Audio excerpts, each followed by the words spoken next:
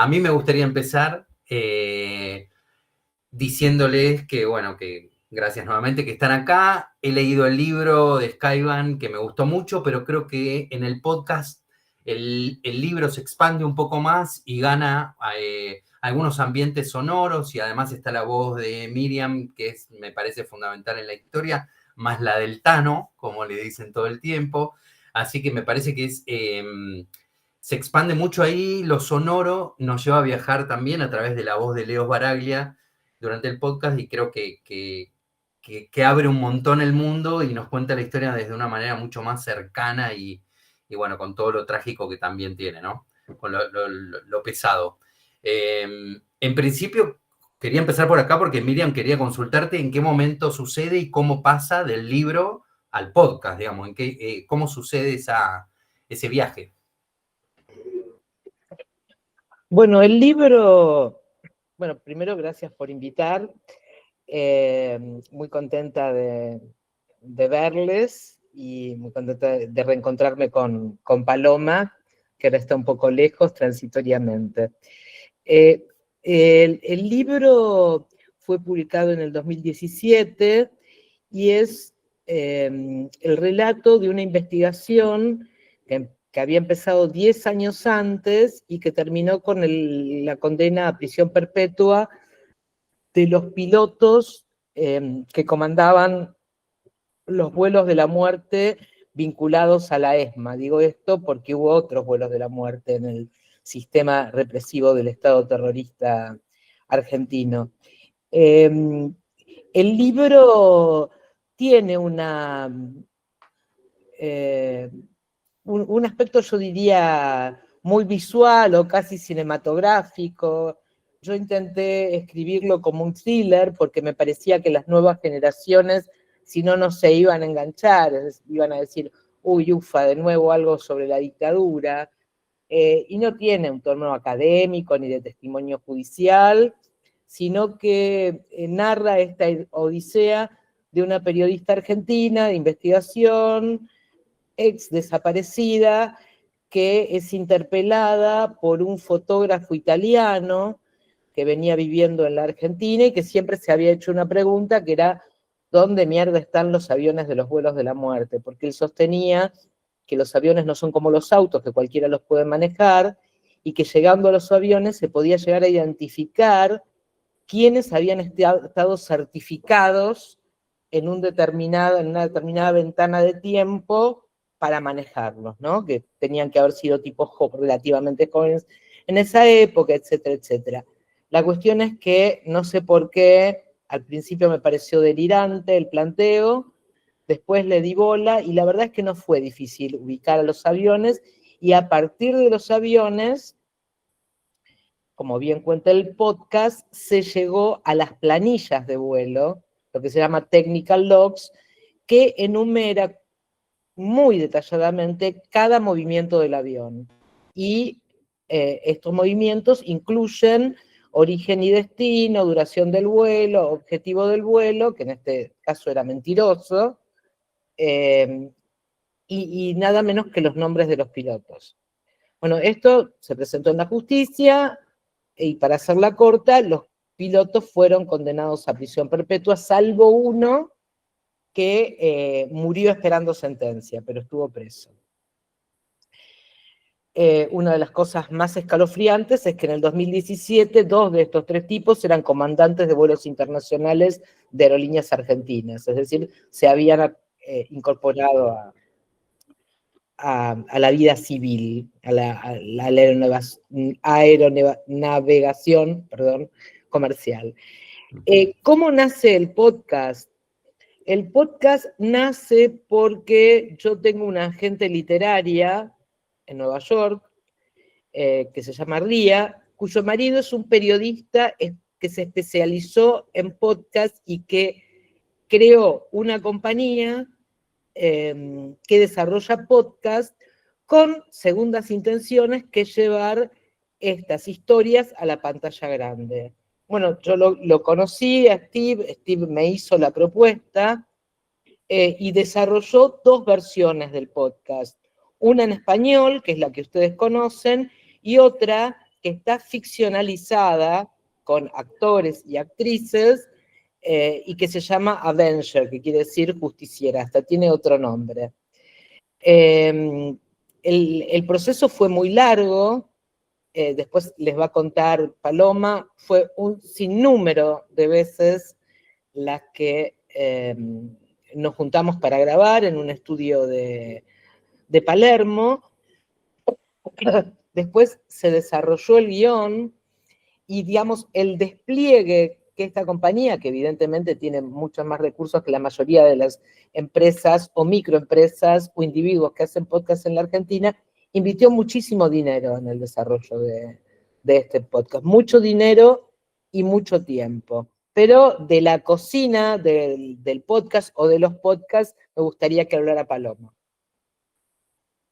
Perdón, hago una intervención aquí. Cuando hablas de esta empresa, ¿ya estamos hablando de Sonoro o Sonoro se mete después como otra No, pata? hay dos empresas. Hay dos Ahí va, empresas que hacen una especie de joint venture, de alianza, que son Orbit Media, claro. que es de Steve, de una productora de Hollywood que se llama Marcy Wiseman, y de un productor, documentalista y actor que se llama Fisher Stevens, que ustedes lo recordarán porque hace un papel en Succession, hace el papel de Hugo, si vieron Succession.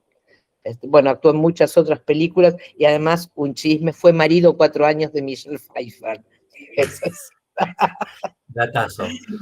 Bueno, nada, estas dos compañías, o sea, los yanquis estos tienen una percepción muy ajustada de la potencialidad del mercado hispanoparlante de los Estados Unidos y de la potencialidad del mercado hispanoparlante en toda Latinoamérica. Entonces, bueno, apuntaron a esta alianza como para desarrollar estos productos. Bien. Recién le dabas pie a Paloma. Bueno, Paloma, bienvenida. Gracias también por estar acá. Y pensaba, después de semejante historia que ya estaba escrita de alguna manera, vos te encargaste un poco, además de la producción, de hacer el guión. Digo, ¿cómo fue encarar el guión de una historia tan grande, por un lado, y cómo pensaste la estructura, digamos? ¿En qué momento llega ese momento en que uno le da forma a la historia? De cómo la voy a contar. Bueno, también gracias por la invitación. La verdad es que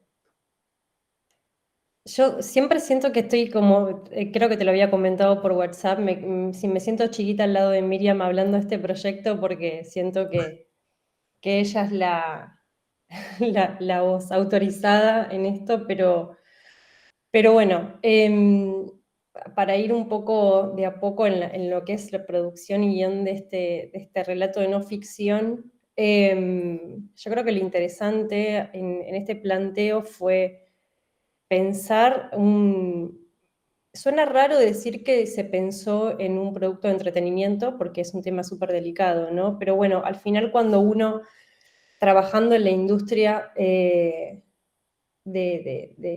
un podcast, de un documental o de una serie, siempre termina, es un poco la exigencia, ¿no? Que le ponen de parte de una productora.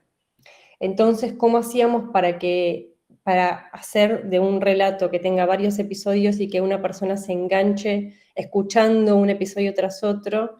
Era difícil, y también para un mercado latinoamericano, hispanohablante en este caso, donde no mucha gente conoce lo que pasó en la historia argentina. Entonces lo que se nos ocurrió fue contar la historia de Miriam, cómo era entrelazar no solamente la investigación que habían hecho, sino, bueno, pensar que una persona de otro país no tenía por qué conocer lo que eran los vuelos de la muerte. Entonces, ¿cómo llegás a los vuelos de la muerte? ¿Qué son los vuelos de la muerte?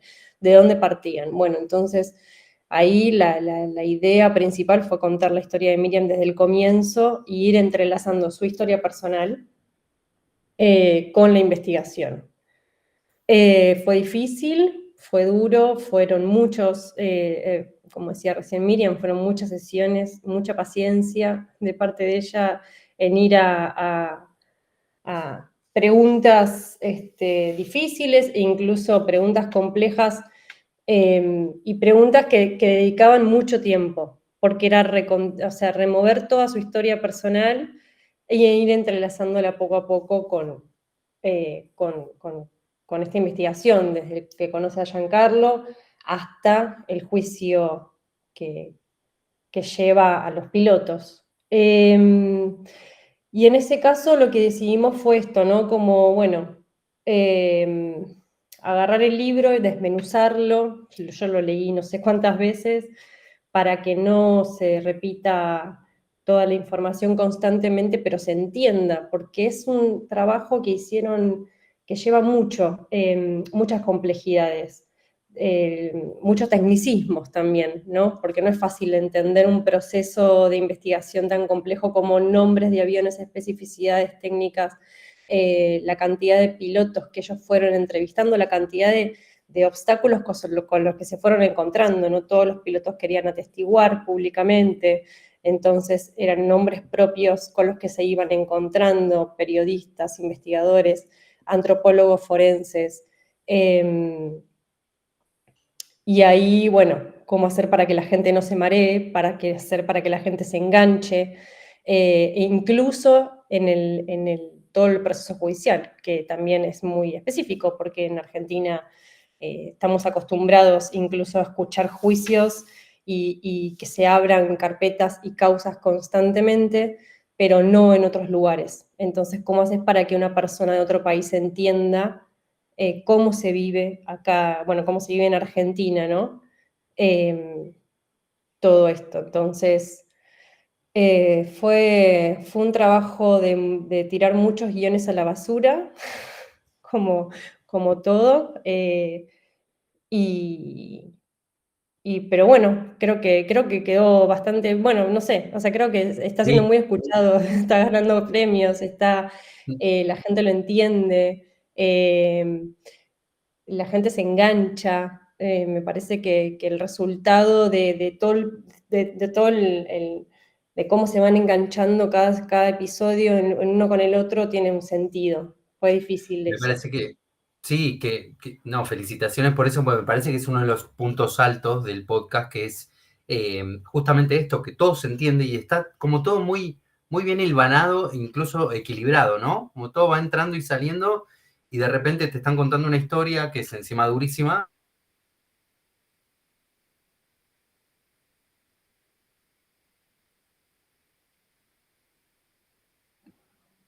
¿Me pasó a mí o a vos?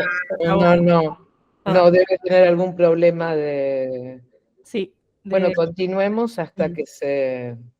Bueno, retomando, yo también lo escuché el podcast y estuve muy copada en esto de, yo soy la tutora del curso, Darío es el docente, bueno, esto que está súper recontra bien hilvanado, ¿cómo fue ese proceso de guión, si se quiere, para estructurarlo? Mira, lo que hicimos primero fue primero entrevistamos a Miriam, desde el principio, desde que ella nos empezó a contar toda su vida, incluso su infancia, hasta el momento en que la secuestran, hasta el momento en que la trasladan de un centro clandestino a otro, hasta el momento en que la liberan, todo lo que pasa, todo lo que vive dentro de la Escuela de Mecánica de la Armada, y después viviendo en libertad vigilada, hasta que pasan los años, conoce a Giancarlo, empieza la investigación con Giancarlo, todo el proceso del juicio. Fueron muchas sesiones, porque esto que estoy contando lo estoy contando muy superficialmente, pero imagínense que es toda una vida.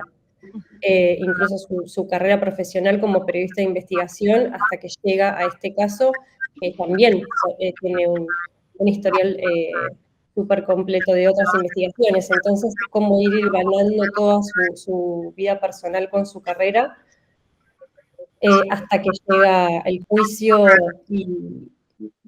y bueno, y llega la sentencia, ¿no?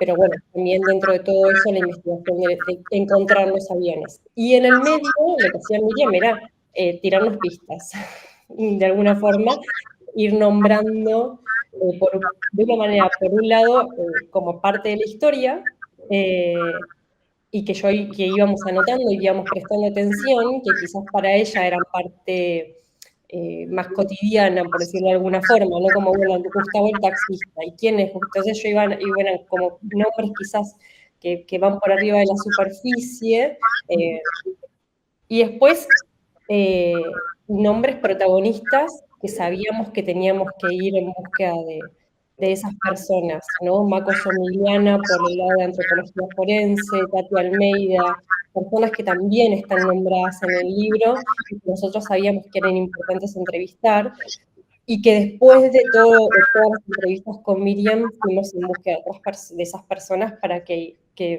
nos vayan narrando su parte, no su historia. Claro. Dari, te perdimos en un momento, pero acá estamos de vuelta. No sé hasta dónde me escucharon, pero bueno, lo que quería decir es que nada, que la historia se entiende muy bien y no sé por dónde fue la pregunta de ahora, pero mi intención o lo que quería apuntar es una curiosidad que tenía respecto del guión, y es, en el momento que lo van a hacer, primero se hacen las entrevistas y después el guión, o había ya un guión prearmado, salimos a grabar entrevistas y después vemos cómo vamos concatenando ambas cosas, que bueno, son como caminos posibles dentro de un guión. No, primero hicimos en realidad depende, o sea, primero hicimos todas las entrevistas con Miriam y lo fuimos armando.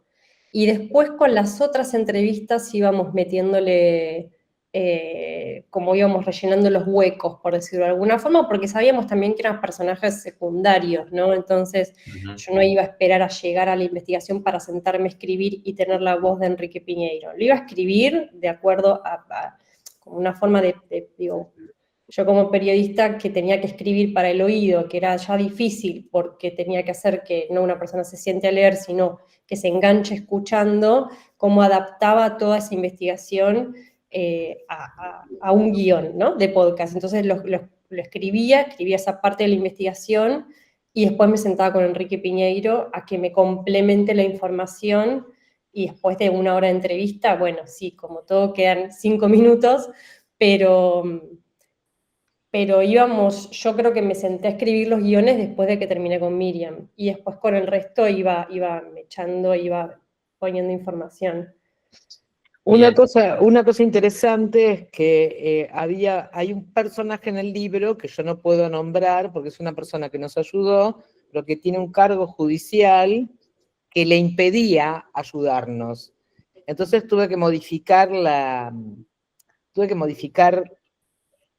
el nombre, y claro, en el texto es muy fácil, pero ¿cómo haces para ocultar la identidad de una persona cuando la tenés que grabar? Claro. Y ahí hubo una especie de acuerdo firmado, que se le iba a modificar la voz, que no se iba a dar, o sea, se iba a preservar la grabación original, que no se le iba a poner en riesgo, etcétera, etcétera. O sea, también estas complejidades. Y después otra complejidad fue, creo, encontrar el narrador, porque hubo como un casting de narradores, porque había que encontrar la persona que tuviera el perfil justo, ¿no? Bueno, mira, me leíste la mente porque mi siguiente pregunta iba a apuntar ahí, que creo que Leo Sbaraglia cumple un rol tremendo, porque me parece que le dio un tono al relato que va surfeando muy bien los momentos, le da como sus dotes de actor, digamos. Me parece que le aportan muchísimo al relato, sobre todo volviendo a esto que decía Paloma antes de tenemos que contar esta historia que es dura, pero además queremos que sea entretenida. Me parece que él la lleva muy bien. ¿En qué momento aparece el nombre de Leo? Esto que decías vos, Miriam, recién se hizo un casting entonces para buscar quién iba a ser este relator. Sí, se pensó en historiadores, se pensó en algunos conductores / influencers, y finalmente cayó el nombre de Sbaraglia. Ahí yo no fui consultada, pero me encantó. O sea, cuando cayó el nombre de Sbaraglia, para mí fue una sorpresa, pero dije, sí, buenísimo. Nunca se me hubiera ocurrido. Sbaraglia era como palabras mayores, ¿no? Porque además es muy conocido en España y yo creo que esta gente también tiene en cuenta esos aspectos, ¿no? Claro, esos ganchos para afuera qué también. nombre, claro, qué nombre puede traccionar determinados mercados. Pero entonces el nombre vino propuesto desde la productora. No, en realidad el nombre lo propuse yo, pero de Bien. casualidad, porque veníamos haciendo efectivamente castings a personas que a mí personalmente me da mucha vergüenza porque eran personas conocidas, muy conocidas en Buenos Aires, en Argentina, y claro, y yo con mis editores en México y algunos gringos que viven en su planeta, me decían, hay que castinear. Y yo les decía, pero no, me da vergüenza pedirle un casting a gente que ya se conoce su trabajo, ya sabemos que tiene una buena voz, pero bueno, me pusieron ahí en ese rol y obviamente que cumplía con mi trabajo, pero hubo un día que de casualidad pasé por un teatrito que queda por Almagro. Justo Esbaraglia estaba haciendo una obra sobre los vuelos de la muerte. Ah, Eh, y ahí lo vi y dije, es él. sí. Y, y ahí, bueno, me contacté con él y lo hicimos. Y ahí fue como empezamos a leer los guiones. Y en el proceso de lectura de los guiones dije, esto tiene que, bueno, ahí fue como otro trabajo de pensar cómo también, ¿por qué no integramos parte de su historia, ¿no? Como cómo hacemos el entre de su voz. Si al final es una persona que trabajó, digo, yo sabía que estaba de alguna forma involucrado con temas de derechos humanos, estaba comprometido con algunas causas que se le iba a hacer fácil narrar, ¿no? En algunas cosas. Entonces él mismo me dijo, sí, me dice, yo puedo contar que mi primera película fue La noche de los lápices. Y le dije, sí, por supuesto. Esto es fantástico para el guión. Ahí cerraba eso por todos lados. Sí, igual fue súper difícil también para él en algunos momentos. Fue difícil, primero la historia es difícil, ¿no? O sea, no, hubo muchos parates en grabaciones donde él lloró mucho, muchos momentos en los que él también él está acostumbrado como actor más a poner en la cara que poner la voz, entonces para mí era un desafío dirigirlo a él en cuanto, bueno, este tono no, vamos de nuevo. Cómo dirigís a alguien sin que pueda mostrar sus expresiones, ¿no? Como él me contaba que era la primera vez que hacía esto también, entonces fue un trabajo que estuvo bueno, la verdad. Yo creo que como debut, si es la primera vez que lo hacía, fue fantástico. Y en tu caso, Miriam, pensaba que ocupás en el podcast un lugar muy particular porque tenés como un rol de entrevistada, pero al mismo tiempo sos como protagonista y medio conductora, si se quiere. Hace como tres patas de un personaje que ocupa como esos lugares que no es muy común. ¿Cuál fue el mayor desafío, además de lo que decía Paloma, que es contar tu propia historia? Pero ¿cuál fue tu desafío en este sentido de triple rol, te diría? Yo creo que mi mayor desafío fue no perder la sensibilidad, porque, o sea, es una historia que yo conté muchas veces, que la escribí, que me entrevistaron para documentales, Entonces, en un punto, yo a veces siento lo que es inevitable, que uno se automatiza, como pone piloto automático y va, y en realidad acá lo que se necesitaba era un poco mostrar las emociones, ¿no? Que la gente se vinculara con la historia, pero sin hacerlo demasiado dramático, ¿no? No llorando todo el tiempo, ni conmoviéndose todo el tiempo, porque esto tampoco es creíble.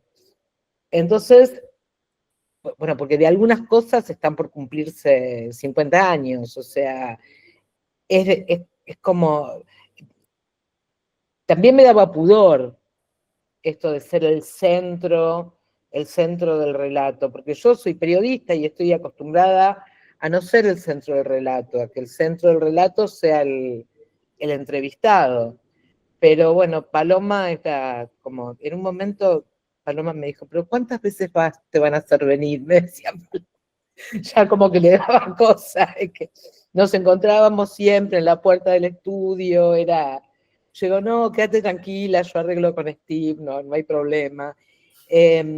Y por otro lado, también estaba lo que se estaba produciendo en paralelo, que era la versión en inglés, donde a mí me interpretaba una actriz, entonces me tuve que entrevistar con la actriz, y no me dijeron que dependía de esa entrevista que ella aceptara tomar el rol o no, porque primero pensaron que yo misma me interpretara hablando en inglés, y después cuando me preguntaron cuántas de las personas que yo mencionaba en la investigación hablaban inglés, resulta que no, entonces era raro que yo fuera yo, pero el resto fueran todos actores o locutores o lo que fuera. Entonces yo estaba como tironeada también en la versión en castellano, que era así como la conocen, y la versión en inglés. Encima la actriz es una actriz que era una ídola para mi hijo y él no podía creer que... Es la de Gilmore Girls, la chica de The Gilmore Girls, Alexis Bledel. Entonces, mi hijo, viste, cuando era adolescente, veía esas series y al hermano le decía, ¿qué haces mirando esas series de minitas?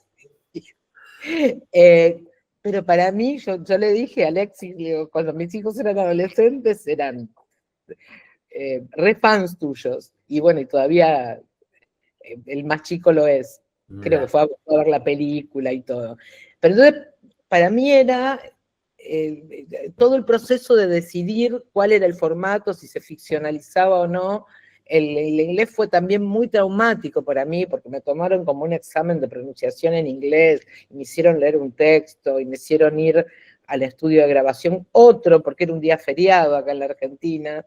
Además era muy raro eso de que en muchas de las sesiones de grabación había un productor desde Estados Unidos o desde México, no sé, presenciando, ¿no?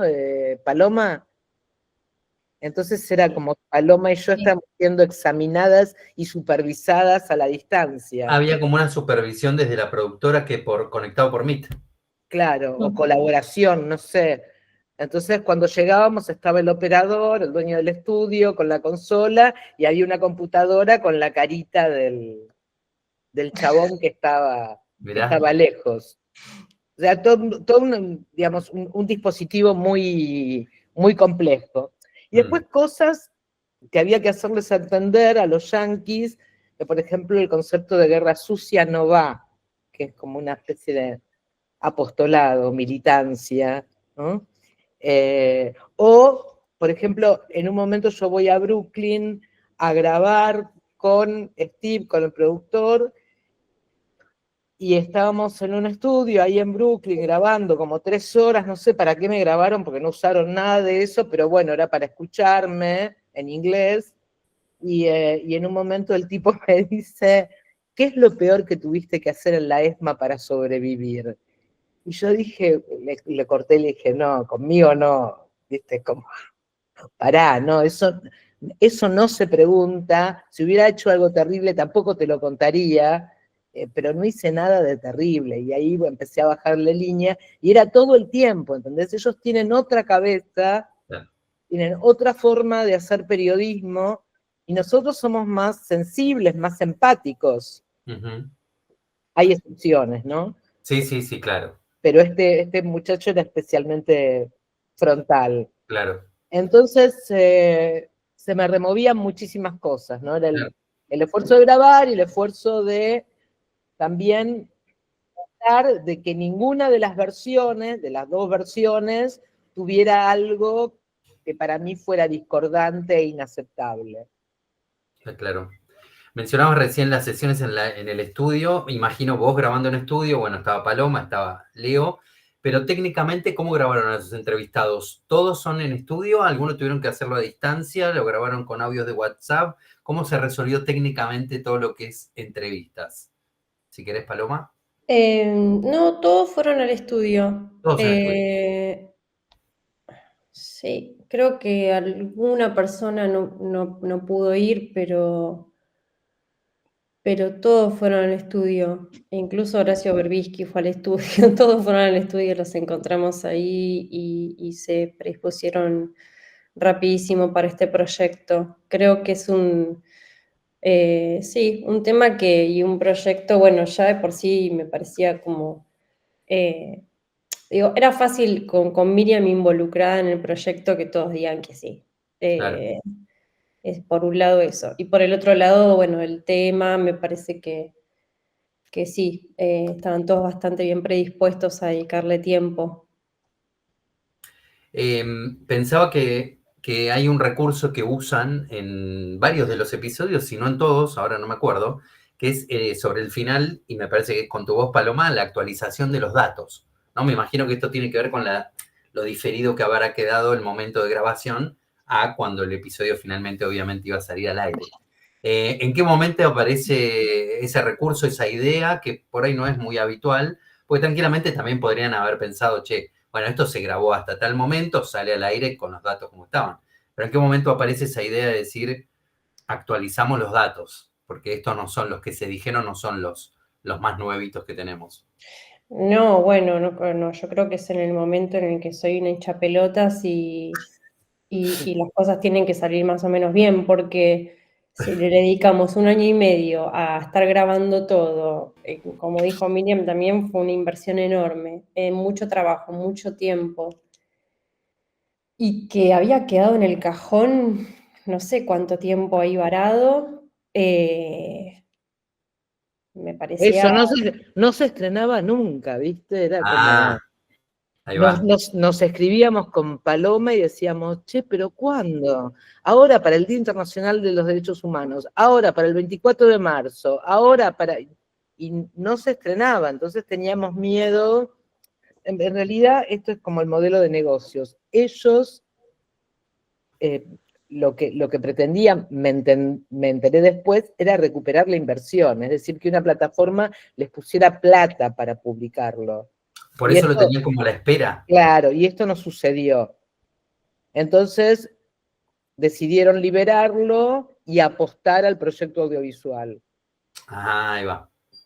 Exacto. Sí, hay muchos proyectos que quedan así en el cajón, que se hacen, se graban, se dedica plata, tiempo y después quedan ahí porque ninguna productora más grande lo compra definitivamente y pone, como recupera el dinero invertido, ¿no? Como la productora inicial. El Skyban fue parte de algo similar.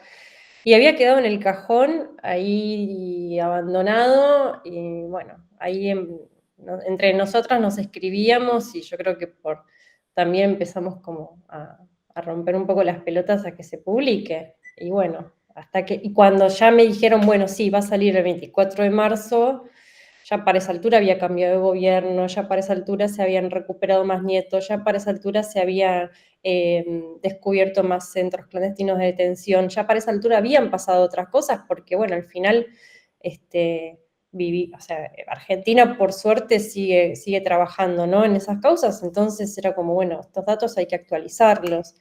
Yo, en realidad, mi idea inicial era volverlo a llamar Luis Baraglia para que haga esa actualización, estaba de viaje, y ahí mi editor me dijo que lo haga yo, y bueno, leí guión por guión, y taché y puse, y lo grabé en un segundo, pero no tenía sentido dejar desactualizado semejante producción. No, me parece que es un punto para destacar y me parece que tampoco la inclusión de tu voz no desentona, digamos. Me pareció que sí. Debía haber algo con Leo, entonces me parece que está muy bien resuelto. Aprovecho para recordar, si alguien quiere levantar la mano y preguntar, avanti, rompan el hielo, no tengan miedo. Somos todas personas que a la mañana nos levantamos, tenemos cara de dormidos, desayunamos y hacemos las cosas que hacen todas las personas. Si no, yo sigo, pero si no, avisen, ahí está la manito. Otro de los temas que para mí hace a la construcción del podcast es todo el trabajo de diseño sonoro que tiene y de la música, que está, me parece que muy bien lograda o muy bien elegida. Acá mi pregunta, la primera que muchas veces surge en los cursos es, ¿música original ahí hubo alguien que estuvo trabajando en música original, música liberada de derechos, trabajaron el diseño sonoro con una persona, me imagino, ahí. Sí, sí, ahí se trabajó con Mane, que es uno de los postproductores de sonido de la productora de Sonoro, y hizo un trabajo espectacular. Sí.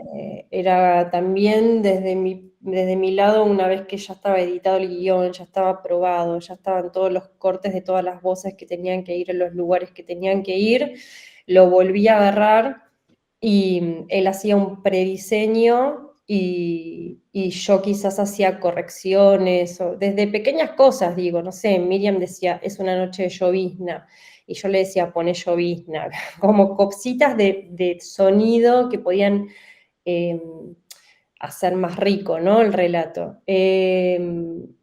Creo que solamente en su momento se habló de poner una canción de Charlie en uno de los episodios de fondo, creo que había algo ahí, y ¿Recuerdas cuál?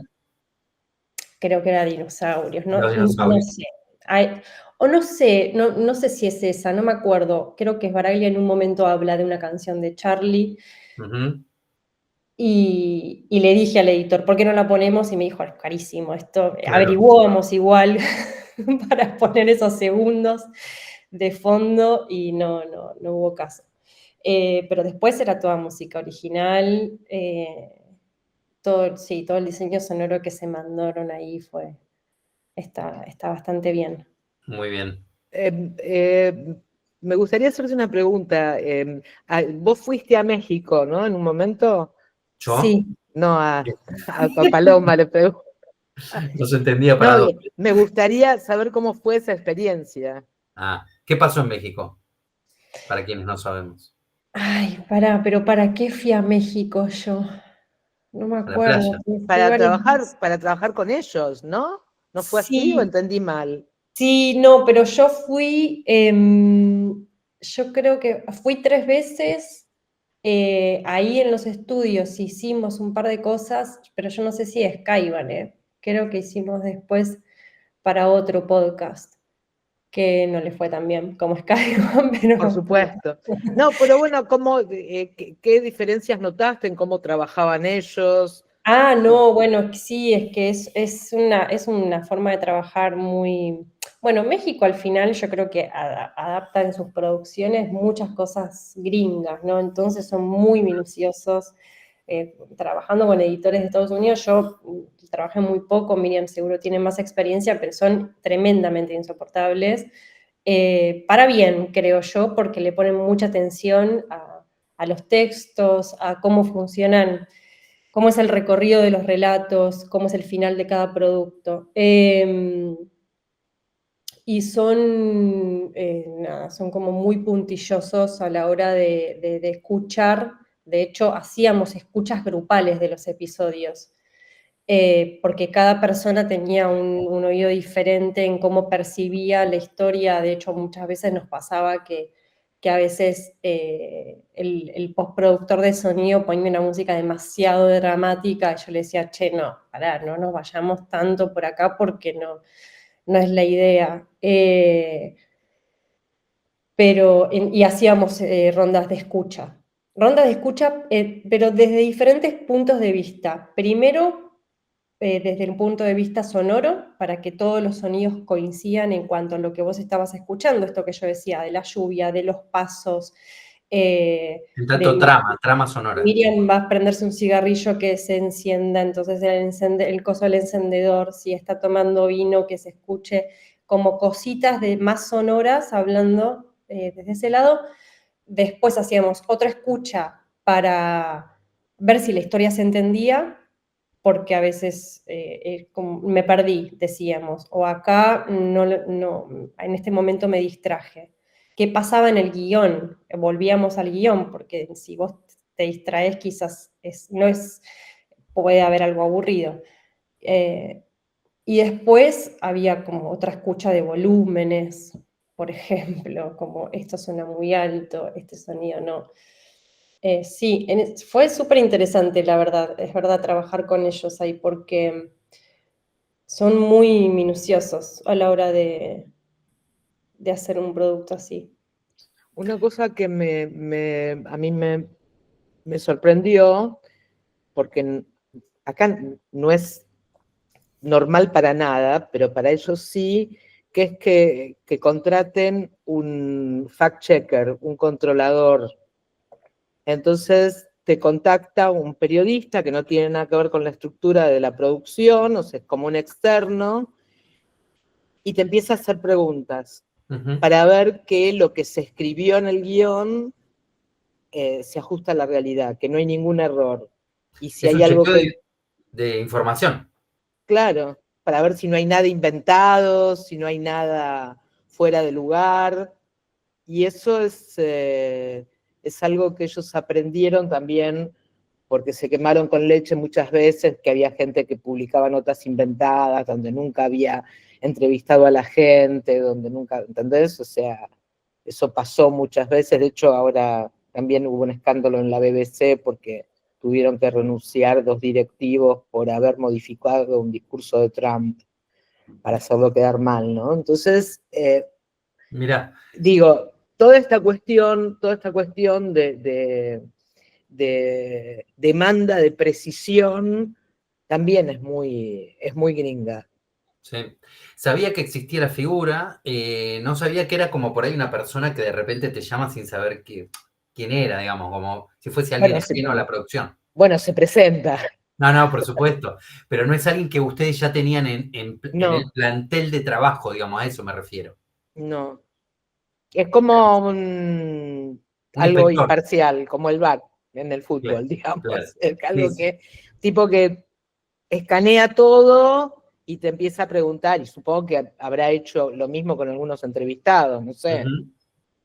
Mm. Eso Bien, a mí me sorprendió porque nunca me había pasado antes. claro, claro.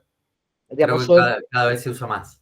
acá yo hice un podcast para Audible sobre Yossi, sobre otros de mis libros, que es una entrevista a Yossi, al verdadero Yossi, y siendo un tema tan delicado, nunca nadie me llamó ni chequeó para ver si realmente lo que decíamos era verdad o si estaba amañado, no, Claro, nunca.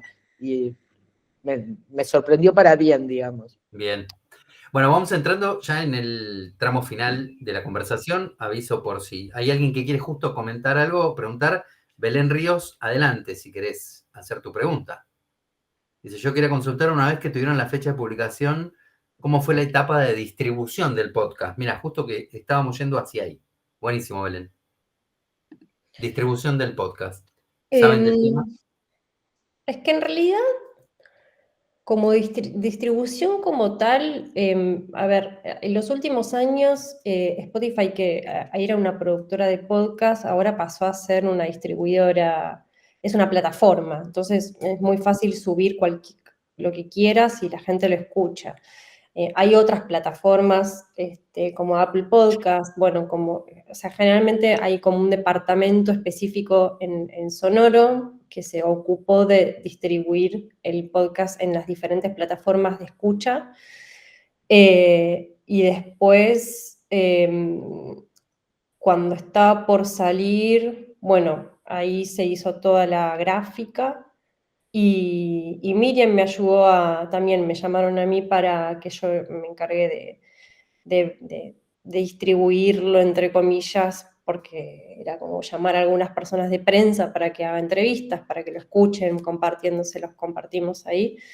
Eso, mi Y pregunta en realidad, más allá de la distribución, y apuntaba a la prensa, a cómo fue ese momento de si había un plan de difusión, si vamos a sacarlo por este canal, si vamos a crear un Instagram, si además se lo vamos a pasar a tal y tal persona que lo van a prensear, o cómo había como un plan de difusión. o sea, como un plan de difusión normal, no hicimos un canal específico, sino que más bien fue contactar a varios periodistas para que lo escuchen.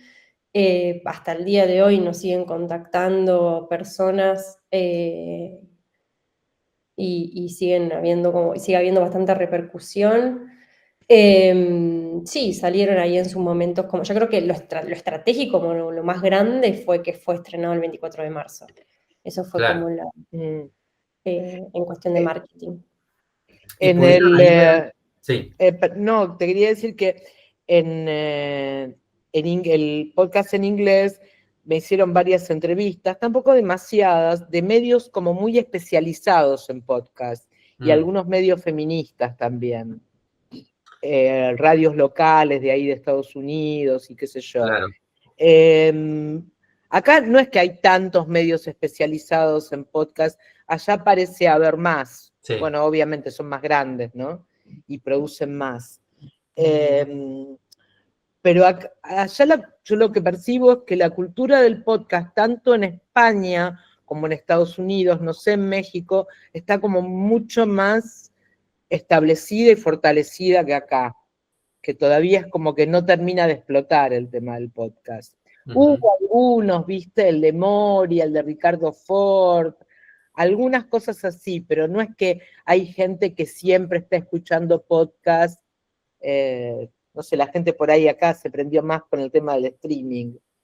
Y otro fenómeno que ocurrió desde que se hizo este podcast hasta ahora es que antes las productoras como esta apuestan al podcast porque es más barato para visibilizar una temática que quieren convertir en película o en serie, y ahora como que decayó esta tendencia. Antes había muchos podcasts que se convertían después en series y ahora es como que hay menos, ¿no? Ujú.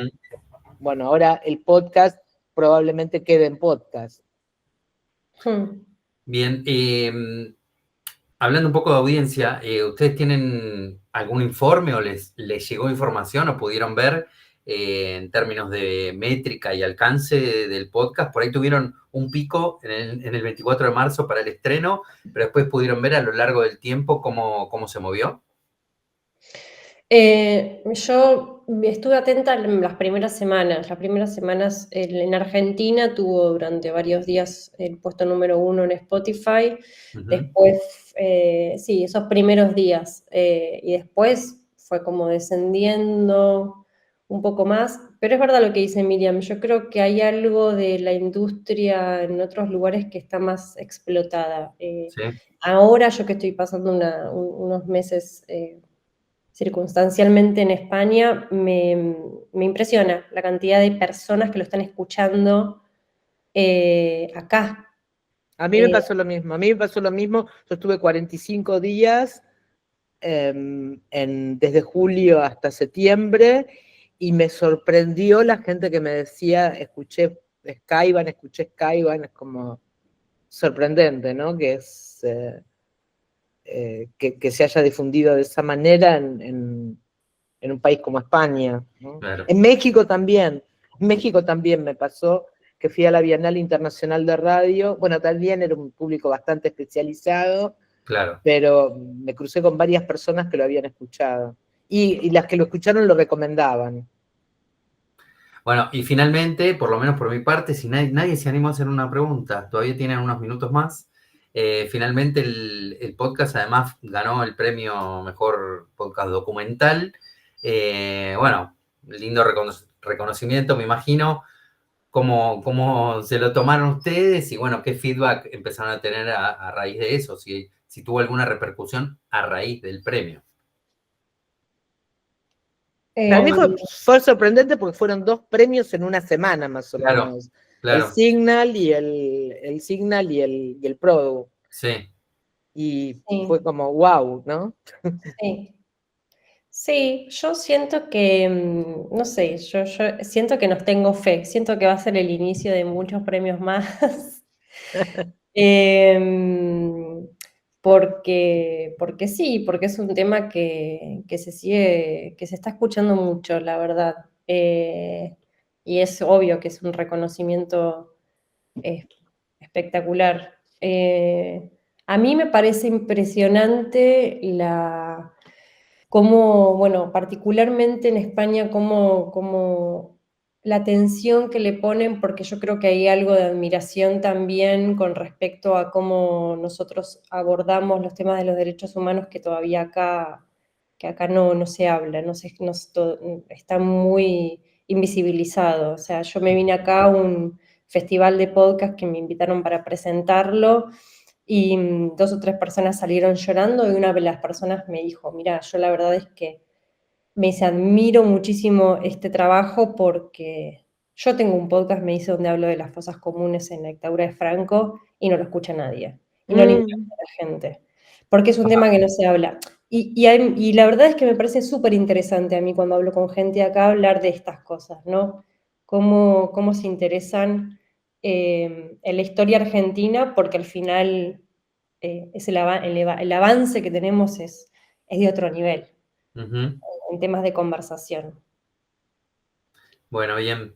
Y a raíz de estos premios, me faltó esta última partecita, les dio ahí como una nueva visibilidad al podcast, medio que si viene una escucha por ahí en las métricas, lo dispara nuevamente y lo pone sobre algunos escenarios que por ahí no estaba. No sé la verdad es que no sabría decirte, porque ahí ya en esos tecnicismos ya no me meto tanto. Al principio me metía un poco más a ver las métricas, pero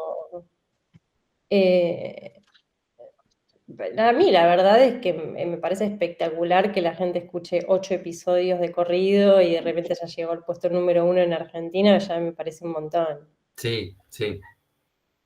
Pero bueno, habla de una buena construcción de un relato, me parece. Además de lo potente de la historia, ¿no? Es como un combo ahí que quedó muy bien armado. Bueno, si finalmente nadie se va a animar a una pregunta. Hay una pregunta, mira, Cecilia está levantando la manito ahí, adelante. En el último minuto. ¿Qué tal? Buenas noches. ¿Se me escucha bien? Sí. Ah, bien, porque estoy en un hotel, entonces no puedo levantar mucho la voz. No, bueno, ya que nadie habla, no, primero, bueno, feliz de estar acá con ustedes. Un gusto, Miriam, Paloma, felicitarlas. La verdad que me encantó todo, todo, todo, todo. La música, las participaciones de Sbaraglia, me pareció genial que él vaya comentando lo que se acordaba. Además, yo nací casi en el mismo año que él, así que me sentía como un poco identificada también, quizás no recuerdos tan nítidos, porque yo vivo en la Patagonia, entonces quizás se vivió de otra manera, con otras cuestiones. Pero bueno, aprovechar para decirles que gustó mucho, mucho, muy interesante, atrapante. Lo escuché de un tirón, así uno atrás de otro, los 8 capítulos. Así que bueno, y aprovecho también a saludar a Darío, un gusto, y a Paula. Gracias, Cecilia. Bueno, muchas gracias, Miriam. Gracias, Paloma, por conectarse, por dedicarle un tiempo a contar un poco más sobre Skyban. Y gracias por el producto que está buenísimo y nada, resultó espectacular. Muchas gracias a ustedes por invitarnos. Muchísimas gracias, en serio. Gracias, la Saludos. saludamos a distancia. Hasta la próxima. Chao. Adiós. Chau, Chao. chau. Gracias. Chao. Chau.